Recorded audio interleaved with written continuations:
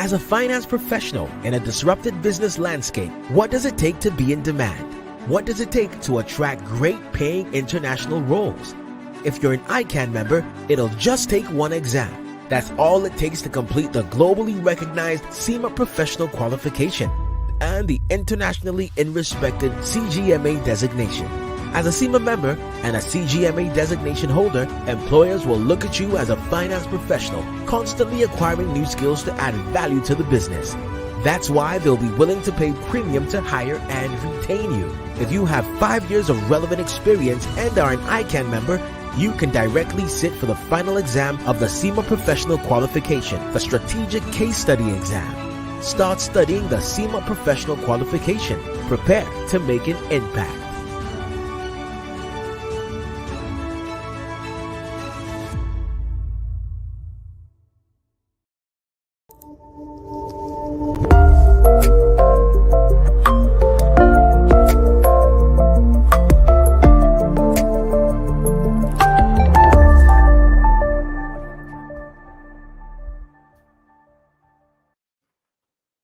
Good evening, professional colleagues, friends of the Institute of Chartered Accountants of Nigeria, our students, ladies and gentlemen. Sorry for starting a little behind schedule. It's one of the challenges we face at times with our connectivity. But we are here live and direct to start today's show, Tuesday, the 13th day of the month of September 2022. And I will be discussing today with an erudite scholar the topic, Nigerians' energy transition plan and the implication on economic development. And I have an erudite speaker who is well-versed in the power sector. No other person than Mr. Ayo Akinduyite, FCA, and he is fully prepared to see how we do justice to the topic today. Who is he? An associate director with the PwC tax line of service with over 20 years work experience with a leading player and IOC in the petroleum sector. His very vast experience in working with various teams to deliver high-quality tax advice in support of various projects at various stages of the oil and gas life cycles phase. He is a member of the Institute of Chartered Accountants of Nigeria and also with the Chartered Institute of Management, CIMA, the advert you just said.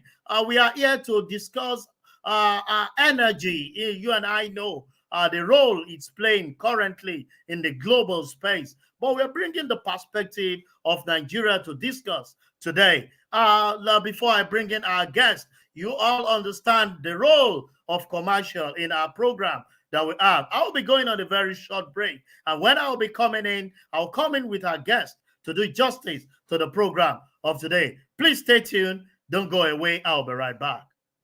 Save the date. Make it in October to remember as you register and plan to attend the 52nd ICAN Annual Accountants Conference.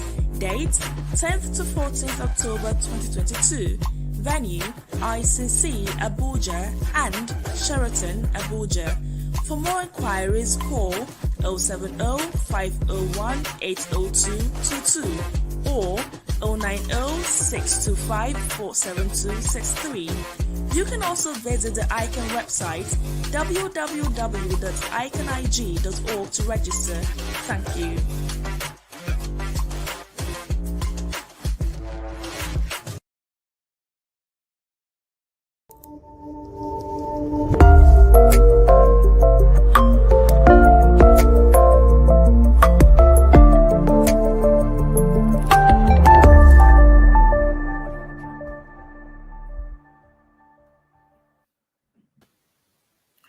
Welcome back, professional colleagues, friend of the Institute of Chartered Accountant of Nigeria. And let me especially welcome our guest for today, Mr. Ayo Akinduyite, FCA. You're welcome and good evening, sir.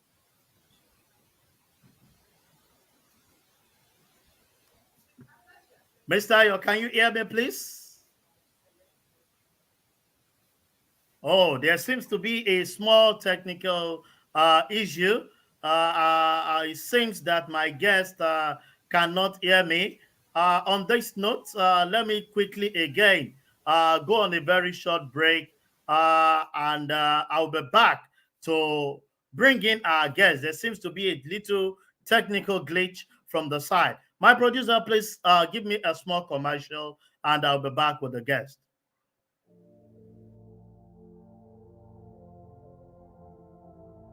Dear professional colleagues, these are undoubtedly unprecedented times. Social and economic indices are undoubtedly performing below all expectations. No nation is spared, not even the advanced nations.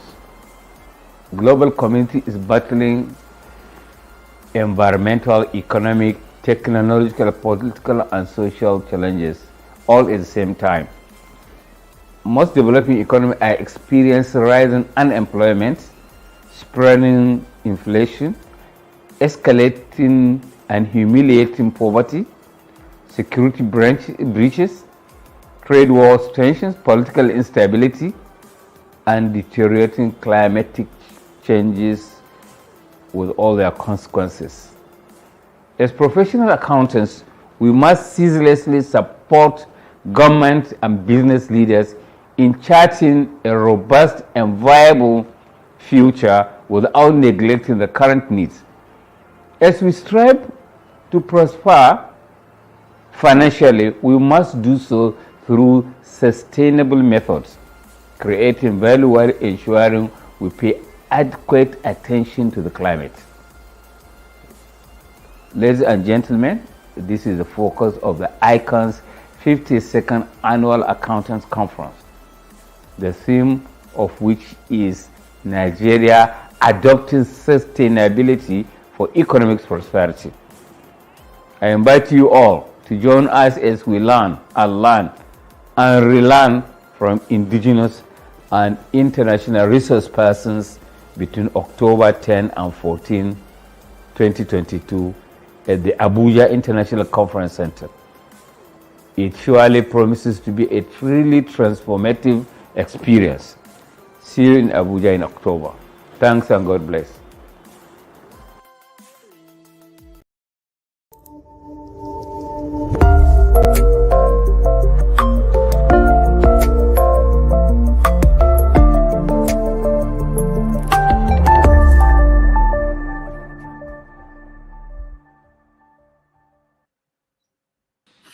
Welcome back.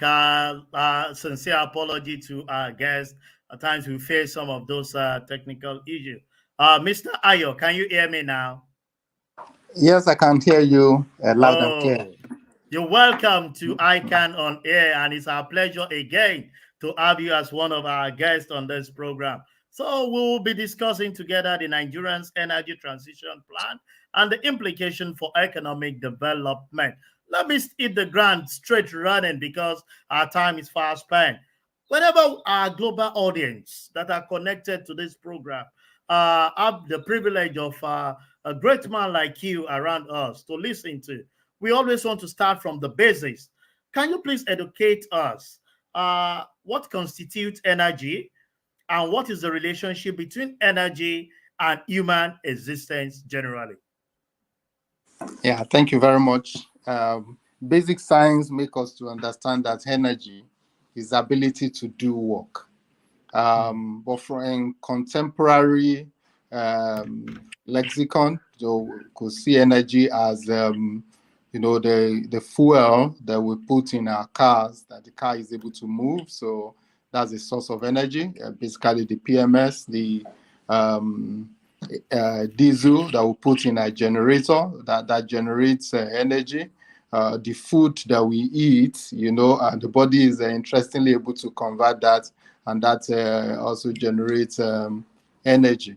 The sun, so they have different forms of energy, but by and large, basic science also made us to understand that energy can be converted from one form to the other. You have potential energy, you have kinetic energy, so maybe just to provide a bit of background, like you said, going to the basics. Oh, that's wonderful and well simplified, telling us that energy is just the ability to work for certain activities that we do. But as an expert, we have different type of energy, which you alluded to, especially in Nigeria. Uh, what makes one energy different from another, or the uniqueness of one to another? And what is the relationship between energy and power? Or they are the same? Um, well, no, not exactly. But there's a relationship between energy and power.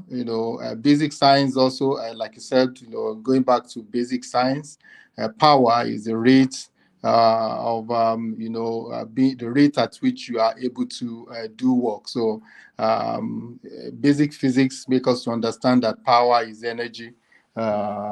Relationship with energy and time, but from looking at it from our perspective here in Nigeria, usually when we talk about power, our mind immediately goes to NEPA in those days, and when we shout up NEPA when they bring lights, and maybe in today's parlance, then we talked about the generating companies, the GENCOs, the transmission entity, and the distribution, the discos. So power, typically we look at it from the point of view of, what comes out of generators, what comes from the mains, and basically what we use to power the economy, basically.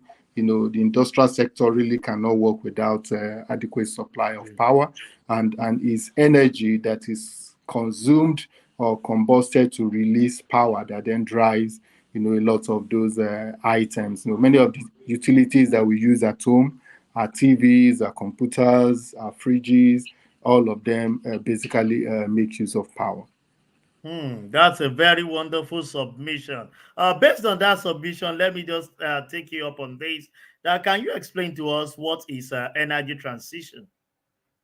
Okay. Interestingly, energy transition is, just like now we're talking about 2023, which is basically transiting from one government to another. So it's typically around change, moving from one form to another. So if we zero this in on energy, is moving from one predominant source of energy to another. And of course, this is nothing new. In today's world, we are used to fossil fuel as the major source of energy, powering the world. But before fossil fuel came, there were other forms of fuel. At a point, coal was the predominant driver.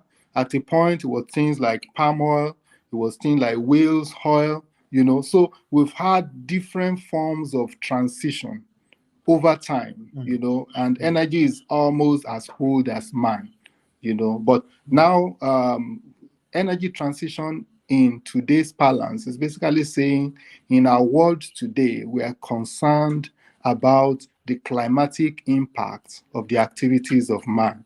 And that is driven by carbon, the carbon content of the fossil fuel that is predominant source of power today. And we're saying if we continue at this pace, the world will not be able to support the habitation of man.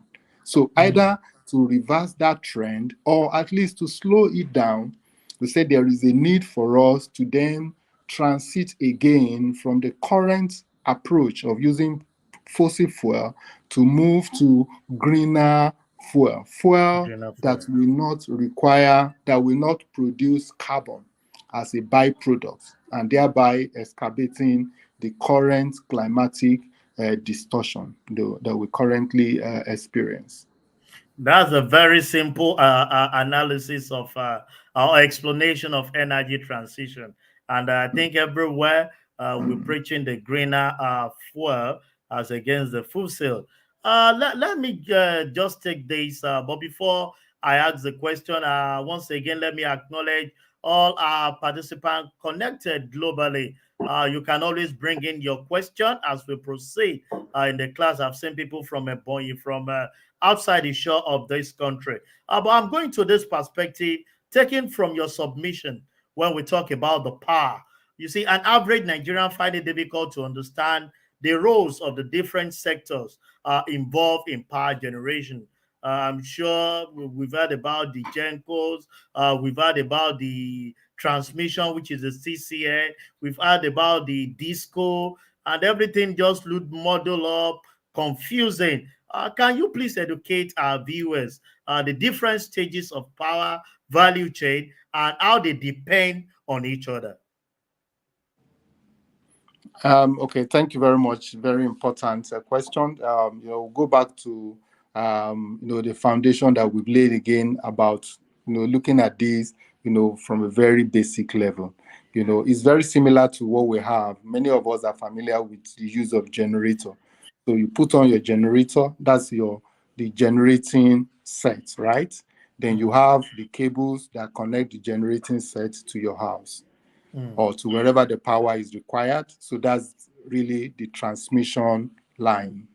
Then when it gets to the house, then you have various form of electrical appliances that then distribute it, the one that will give you light, the one that will power your AC, the one that will power the fridges. So that's basically what the distribution guys do. But really what is important is that power is useless if you are not able to get it delivered to where it is needed. So the generating companies, they will generate the power, but that's just one part of the job.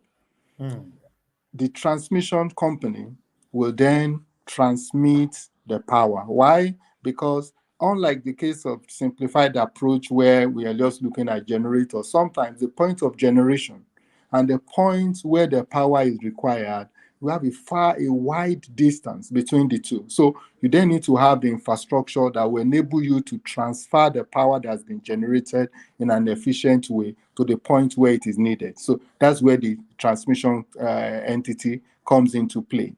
But at the frequency at which it's being transmitted is not usable by man. So for you to use it, then you need to step it down again, and that is where the distribution companies come into play, where they now able to then deliver the power to the end user. So, and like I said, the power is useless if you are not able to deliver it to the user. The three players are very important, but it's important that they work together. They're fully integrated for the end user to be able to enjoy the benefits of whatever investment has gone into that sector. Very simple way of telling us the three segments that we have in the power sector. The generating set, you use an example of a generator, generates it, being transmitted, and finally get to the end users, which are you and I, for us to be able to distribute and make use of it in our respective houses. But I will put this question to you as an energy expert because that's your core competence. uh you definitely have the chronological of the performances of these different sources of energy in Nigeria. Can you run us through them? What their performance generally? The Genco, the TCN, and the distribution company. At least for people like me who doesn't understand anything when it comes to power sector. I think for for quite a number of years now, our ability to deliver power to the end user has been constrained. I think on the average, we've only been able to deliver about 4,000 megawatts on the average, sometimes below that, you know.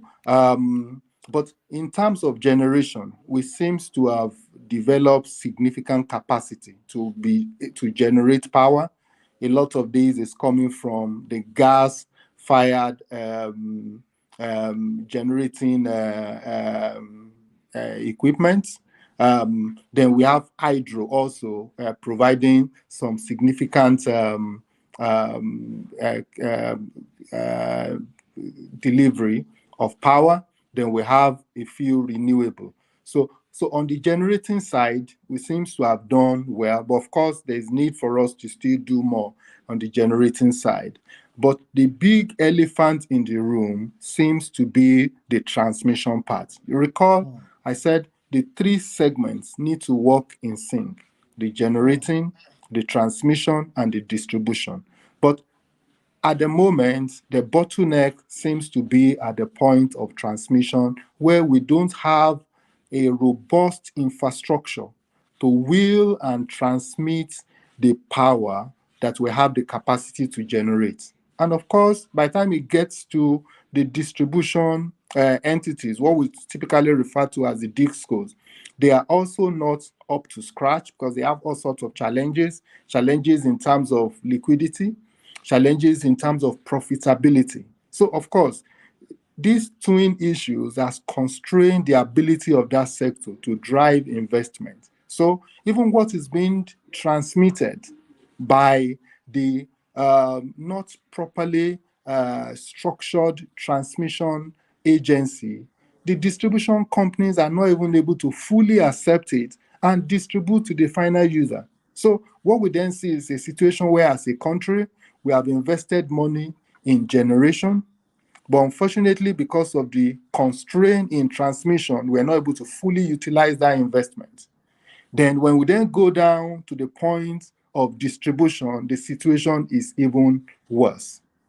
So in terms of performance, it really is difficult to evaluate each of the segments separately, because like I said, if the generating guys are doing very well, but if the transmission is not delivering, if the distribution is not delivering, you and I will not have the power that we need to drive this economy forward. And of course, it will continue to resonate as poor performance by the power sector.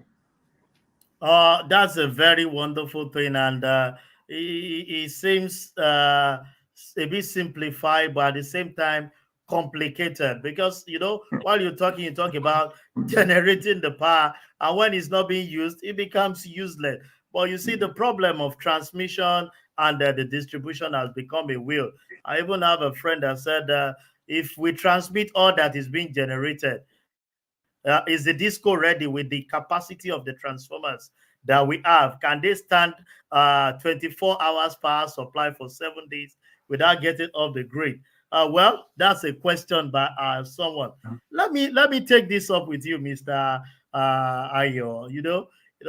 This issue of power is like a masquerade inside the room that we are unable to unravel. Several government has come and made series of investment. Typically, I know during the administration of Obasanjo, we had over $16 billion invested in the power sector. We could not get anything. Yaradua came, he did his own. Jonathan came, he's doing his own. And every Nigeria, as we speak, has actually lost hope. So I want to ask you in plain terms, do we have what it takes to generate sufficient power for economic growth? That is, taking through the value chain. Do we have all it takes as a country? Thank you very much. Another very important question. Absolutely, there is no reason why we can't. It's the power challenge we have in Nigeria is not a geographical problem.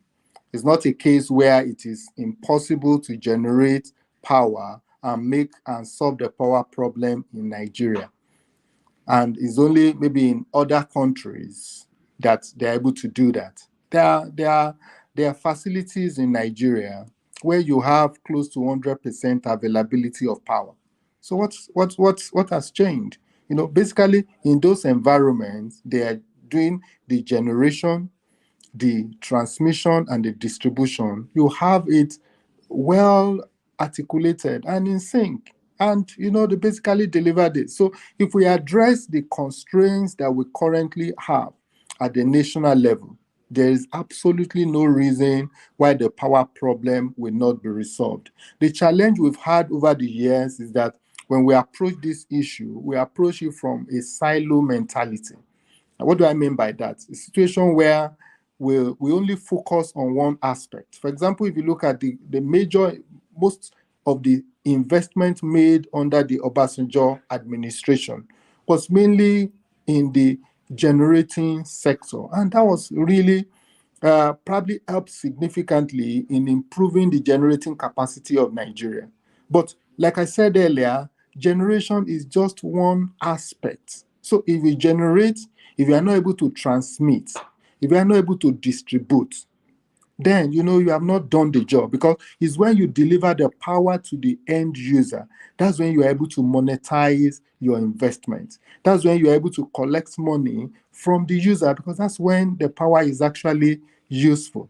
So we have situations where those power plants were constructed, and for some of them, there was even no provision for gas to be supplied to those power stations. So that just gives you the mentality, the lack of integration in a planning and execution of projects. How can you forget such an important thing? For some, the power was constructed and we provided gas or whatever fuel that is required to power the plants, but we didn't remember to provide the transmission line.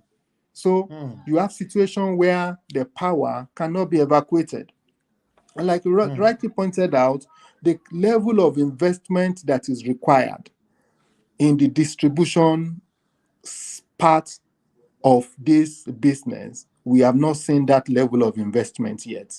So the distribution lines, the transformers are not equipped to deliver the quantum of power that is required to drive Nigeria's economy. So, and if we address all these bottlenecks, it's it's not is a no-brainer at all that as a country we can resolve and address the power problem. And I can assure you there are facilities in this country that is delivering close to 100% power availability. So the problem is not geographical. The problem is that as a people, we have not disciplined ourselves enough, to put on our thinking cap, and ensure that these projects are delivered, with precision, with professionalism, such that they are properly integrated, and I think that's really what we need to do. Thank you very much, Mr. Ayo. And let me remind our viewers once again that we're talking about the Nigerian's energy transition, its plan, and the way we've the implication for economic development. And I have actually been guesting Mr. Ayo Akinduyite, a member of our great institute, doing justice to the power sector, the energy sector, for us to have a better way, because it's a sector that we are, as far as I'm concerned, maybe you allude to that when I ask this question, we are yet to tap from it as professional accountant. Let me ask this question, Mr. Ayo. As professional accountant, let me come home now. You've been talking a lot of technical issues with the challenges that we are faced with. But as professional accountant, I can say for free, we are not we are unhappy with the energy crisis the country is faced with, either at the Genco level and the transmission level, at the distribution level. What's your frank assessment of energy accounting and accountability in Nigeria? Well, clearly, we haven't done well also in that area. Even at the end user level, how many of our household have meters, where we can actually determine what is the level of consumption, and of course, this affects the liquidity also of the distribution entities, because they supply power and they're not able to appropriately account for it. So when it's time for collection, it becomes an issue. And, as accountants, your cash is king.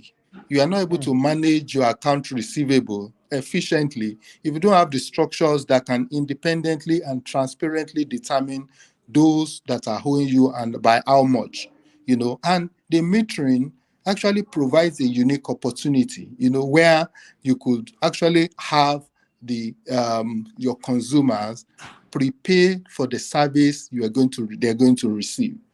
So clearly that's an area I think we need to address, by ensuring that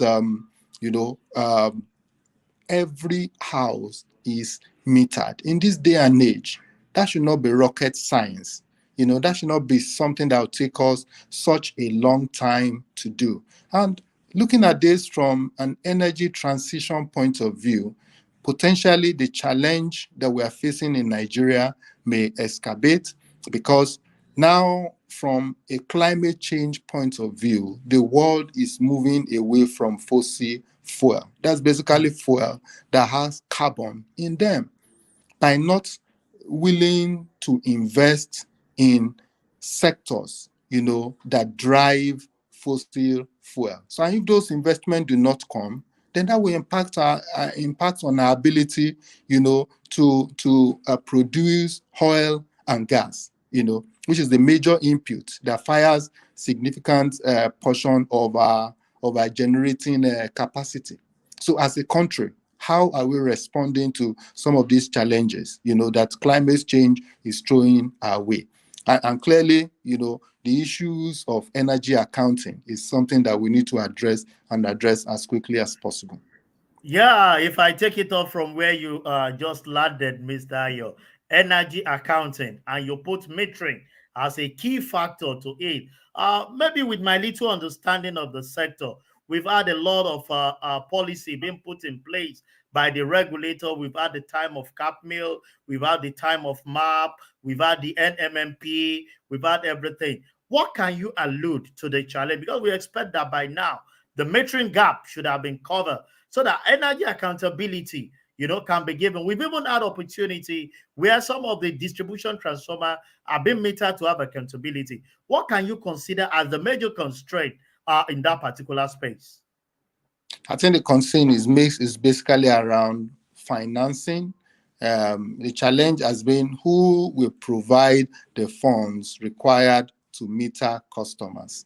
And ordinarily, one would have expected that the industry players would play an important role here.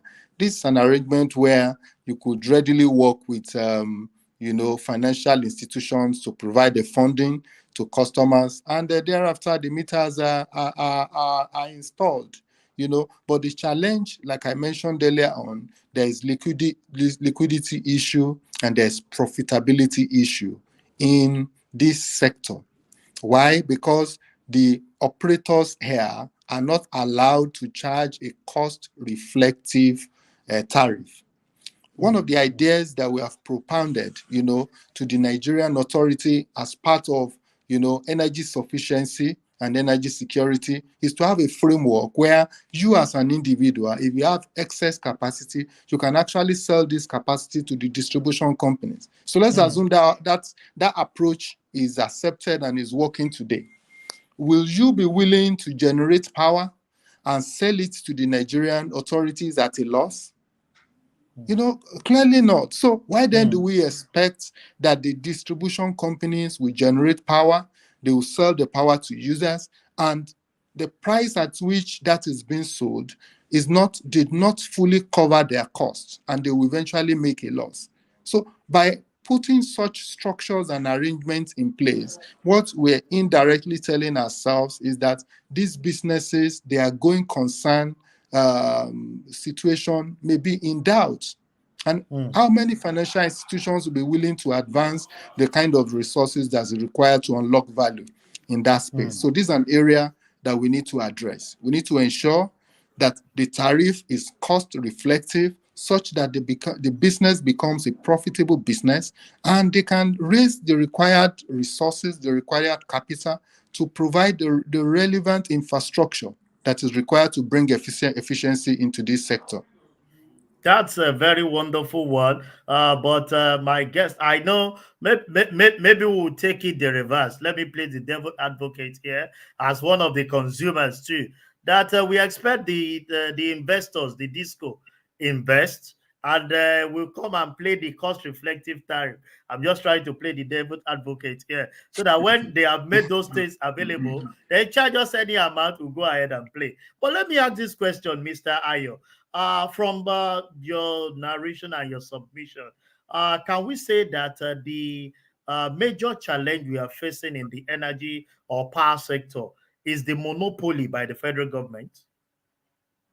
Well, in a way, that may be true, but that's only limited to the transmission aspect, because the generating aspect is highly democratized. So we have private players leading in that space. In the distribution, also, mainly a private sector. So transmission is the aspect that we still have in the hand of government. But like I said at the beginning, this is an integrated industry. So you cannot focus on one aspect and leave out the other. So even though you have private sector players at the generating level and at the distribution level, if government is not able to manage the transmission appropriately and efficiently, that will not deliver the desired result. And of course, there have been recommendations that, as you know, from experience in Nigeria, government is not a good businessman. So maybe it's appropriate to actually privatize the transmission company, and not just the way it is. Probably it is appropriate to split it into smaller units. As it is humongous, and the government is struggling to be able to manage it efficiently. So that's why on regular basis, we hear that the transmission network has collapsed, on fairly regular basis. So we need to restructure that and bring it and, have clusters, smaller clusters, maybe made up of 2-3 distribution companies, such that they're easier to manage, they're easier to configure, and the right level of investment required, to build an efficient transmission line. Then we'll then be able to drive that. But of course, like I said earlier, we need to address the profitability of this sector. And that is downstream with the distribution companies, because those are the ones that send bills to us. And I get your point that, yes, we cannot be paying high bills for darkness. But the truth is, if we don't address the issue, we still spend that money or even much more by making alternative arrangements, which is inefficient, which has huge climate impact, because we're then using inefficient, dirty fuel to generate power, instead of alternative like gas that is more efficient, that will have less impact on the society. So the earlier we resolve this issue, the better. And I expect us as Nigerians, to be able to, take the right step. Let's make the tariffs cost reflective. And then we can then hold the industry players accountable. And before you know it, this is in their interest for their operations to be efficient, because that then drives their profitability. But if you constrain them by making them to, from day one, running at a loss, it's really going to be a difficult environment to operate. Very wonderful submission, Mr. Ayo. You take it all into class and practical explanation. But I have Dr. Abel saying all the way from Abuja, asking this question that with the global emphasis on energy transition, how can Nigeria address the inevitable physical sustainability that will arise, especially with the exit of ethical IOCs from upstream activity? Well, I think that's another beautiful question. As you are aware, there are a number of upstream companies, international oil companies that are operating in Nigeria and currently doing some rationalization of the asset. And of course, that is normal. It's basically part of normal business practices, where you look at your asset and you think, what's the best way? Is it more efficient for me to sell, or is it more efficient for me to continue to operate? But of course, we know a lot of these decisions are probably driven by the climate change and energy transition conversation. The fact that their own countries are unwilling to continue to to support fossil fuel investments.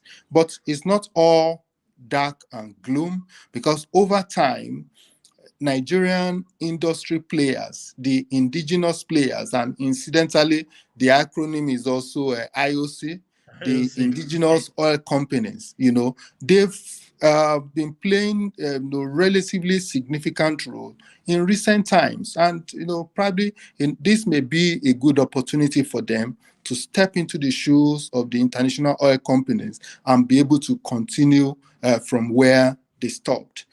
So in itself, that may not be such a big problem, provided the Nigerian, the indigenous players are able to maintain the same or a higher level of standard. And of course, we've had a couple of divestments in the industry where the IOCs have sold a few of their assets to Nigerian players, and we can see that the Nigerian players seems to be able to manage those assets efficiently. They're able to sweat the asset and get more out of it. So I expect that this trend will continue. But of course, as you are aware, the industry is facing a lot of challenges at the moment, particularly with respect to crew theft, and security issues and all that. And of course, these are issues I expect that we need to address very quickly because there's the opportunities in that space is closing in, and we need to optimize those opportunities at this time.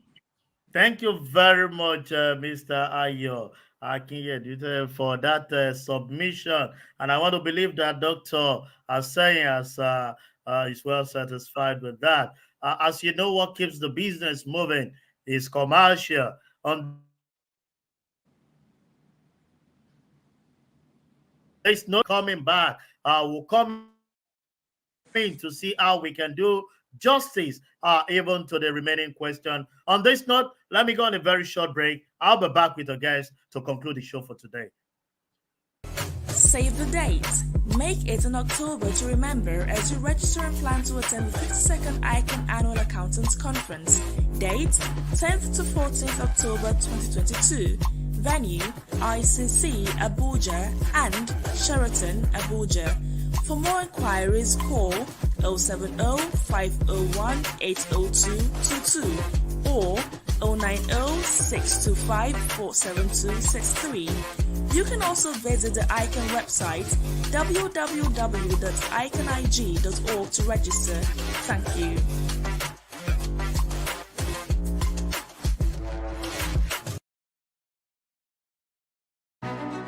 As a finance professional in a disrupted business landscape, what does it take to be in demand? What does it take to attract great paying international roles? If you're an ICAN member, it'll just take one exam. That's all it takes to complete the globally recognized CIMA professional qualification and the internationally respected CGMA designation. As a CIMA member and a CGMA designation holder, employers will look at you as a finance professional, constantly acquiring new skills to add value to the business. That's why they'll be willing to pay premium to hire and retain you. If you have 5 years of relevant experience and are an ICAN member, you can directly sit for the final exam of the CIMA Professional Qualification, the Strategic Case Study exam. Start studying the CIMA Professional Qualification. Prepare to make an impact.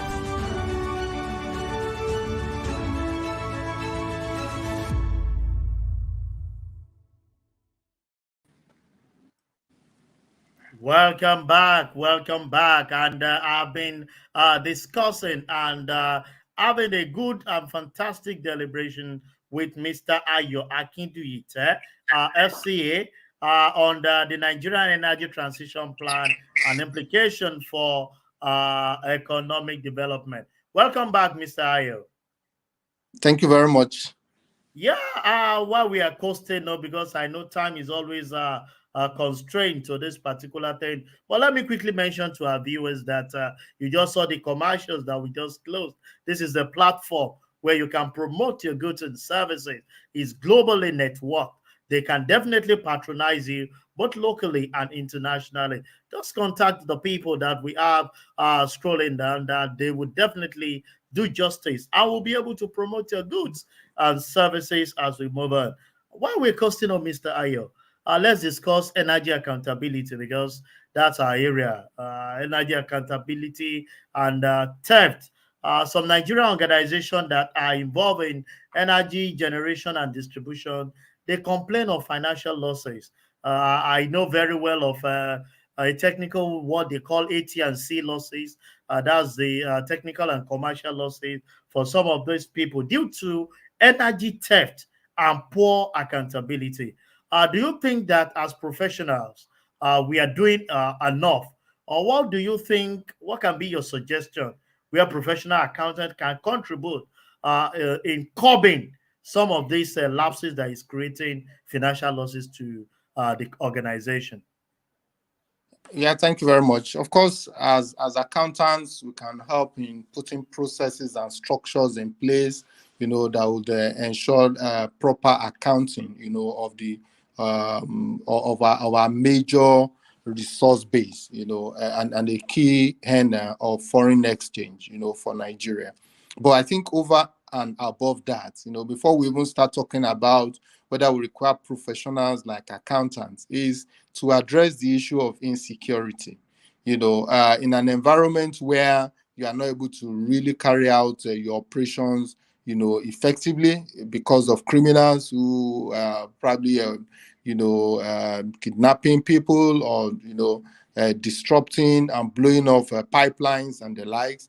So clearly, I think the first issue and the most important in my view is to first address the security challenge. Then you can then put processes and structures in place, leveraging on technology. And this is not rocket science. Has been done in many parts of the world, and there's no reason why we can't do that in Nigeria. So if there were any of the guys in government, particularly Mr. President, that happens to be the Minister of Petroleum, I will address the issue of insecurity. I will address the issues of crew theft. And once the issue of security is addressed, I think in terms of the processes and all that, that can easily be taken care of. That's wonderful. Saying that as professional accountant, we are there to put the processes and the structure. But before that can come to bear, we must tackle the issue of insecurity, at least to give leverage for every processing and structure that we put in place as professional to be exhibited properly. While we are closing, rounding off the program for today, I want to further ask, what area do you think our institute can further support and positively catalyze the Nigeria energy transition so that Nigeria and Nigerians can see and experience a practical economic development and growth? No, I think our industry can play a very important role. And I sincerely hope we provided input and support in putting together the Nigeria's energy transition plan. If we have not, I think we need to reach out because this plan is talking about a situation where, as a country, we are able to transit, have energy transition in a just and efficient way without disrupting economic activities, and looking at raising significant amount of capital over and above what we consider as business as usual spending. We're looking at spending of up to $410 billion. That's significant. That's average of $10 billion every year from now till year 2060, when we expect that as a country would have attained carbon neutrality. Carbon neutrality is basically saying we're at a point where the carbon that is generated by reason of our activities in Nigeria and the carbon that we are also absorbing would be the same, such that we are not contributing negatively, to climate change issues. And of course, with $10 billion coming into this sector every year, we need accountants, to help in structuring and ensuring that these resources are not filtered away, but they are used for the purpose of driving the climate change agenda. Already, we have the World Bank, already supporting the energy transition plan with about $1.5 billion. The Exim Bank also with another $1.5 billion, so making $3 billion. So we still have a shortfall of about $7 billion, as you are aware. The vice president was in the US sometimes in the month of September, also this month, basically to drive and champion, and make a case, for our development partners to support Nigeria in implementing this energy transition plan. I think it's a wonderful opportunity. One of the key cardinal points is that we're going to lift 100 million Nigerians out of poverty. That sounds like a very familiar line, right? But I sincerely hope this time we're able to run with these ideas and make it happen. And I believe our institute can play a very significant and important role in this process. Very wonderful submission, Mr. Ayo, to say that we have a very strategic role to play, knowing fully well that if you are able to bring in quality integrity and make sure that things are done the way it should be done, guiding the finances that we're getting from the World Bank, from the Euro Bank, making sure that those things are alluded to. But on a parting shot, in 1 minute, let me have your word. Yeah, thank you very much. And I think it's important to highlight that the conversation around energy transition in Nigeria, we are focused on the fact that gas will be our transition fuel. And that makes sense because it has lower content of carbon, but of course there's still carbon in it. So as a country, we still need to make investments in renewable energies. But since we are focusing on gas, we have declared a decade of gas. We need to match our words with action and drive and use gas as a vehicle to drive infrastructural development and use it as a vehicle, to promote agricultural revolution, by having, gas as a means to generate fertilizer, and to drive, other developmental initiatives, centered around the decade of gas. And it's really, really absolutely important that we don't miss this window of opportunity. Very wonderful way to round up the show today, Mr. Ayo Akinduyit, FCA. It's nice guesting you on ICAN on air this day, the Tuesday, the 13th day of the month of September. And it's been a very wonderful educative session with you on this, the Nigeria transition, energy transition plan. You've given us the path that we professional accountant, we should play the role we want to play. We want to thank you for making our time to come and give incisive speeches and words to educate our members who are connected globally to this program. And also to our viewers, I want to specially appreciate you for tuning in. I've seen those that have connected from diaspora, those from Ebonyi, from Abuja, from Zamfara, from Lagos, Ibadan, everywhere connected. And this we do every Tuesday and Thursday, educating ourselves and enlightening ourselves the more. But before I go, I need to pay some commercials by reminding you again that the 52nd Annual Accountant Conference holds from 10th to 14th of October 2022 at the International Conference Center and Sheraton Tours, Abuja. The topic of discussion is adopting sustainability for economic prosperity. The 58th president will be expecting you there. He is ready to host you, to welcome you, and the planning committee are putting everything together to make sure that we have a very educative time, and not just that alone. There is a fun that you're going to enjoy, well-packaged gala night. Not just going to be technical session, but another time to unwind, to enjoy, network with one another. And also the World Congress for Accountants will be holding from November 18 to 21 at the Joe World Convention Center, Mumbai in India. I know you all know the role we play at the international setting too. With IFAC, I can play a very cognitive role, and we expect that we will be there. You can get some of this information on our website. Visit our website and definitely get in touch with the membership department of our great institute. On this note, I'll be bringing the show to a close. I remain Olusegun Okwade. To see you again on Thursday. Stay cool and stay safe. Till then.